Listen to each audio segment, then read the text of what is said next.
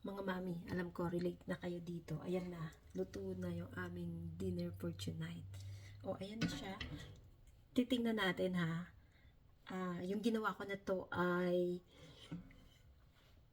mayroon siyang rice sa loob, whole chicken, tapos vegetable. Oh, ganyan ang luto ng mother tonight. Ito po, bubuksan natin.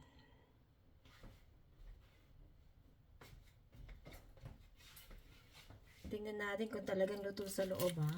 Oh, wow. Tingnan nyo naman, lutong-luto. At saka ito na yung rice. Pwede na ang kainin. Siyempre, ang nanay una magsikim.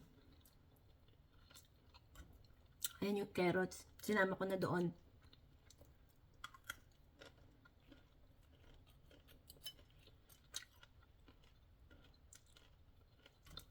Celery. Yan po ang nilagay ko. Bali po, whole chicken siya. Nilagyan ko ng kanin sa loob, carrots, celery, and seasoning.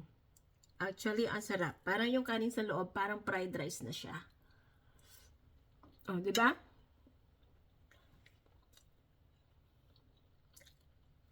Happy eating!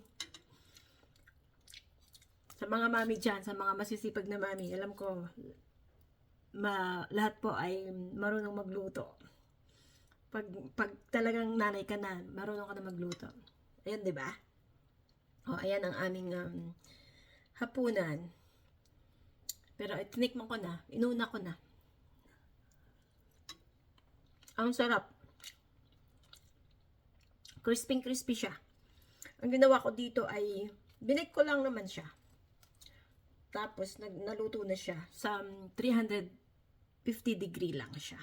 Para maganda yung luto niya at saka maganda yung loob niya. Tingnan mo naman yung rice. Lutong-luto. So, ayan po ang ang niluto ng mother of the house para sa pamilya. Oh, kaya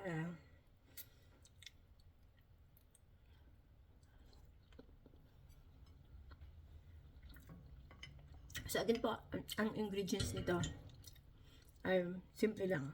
Whole chicken siya, minarinate ko siya sa seasoning, black pepper, tawag dito, paprika, salt, garlic powder, ano pa nga ba, marami pa akong seasoning na nilagay dito, kaya malasa siya. Tapos, nilagyan ko nga ng kanin sa loob para parang fried rice na may kanin na pag kinain. Tapos may gulay, celery, carrots. Kain tayo. Ito po ang aming dinner tonight, ang luto ng Mami. Yan. Diba? Happy. Bye.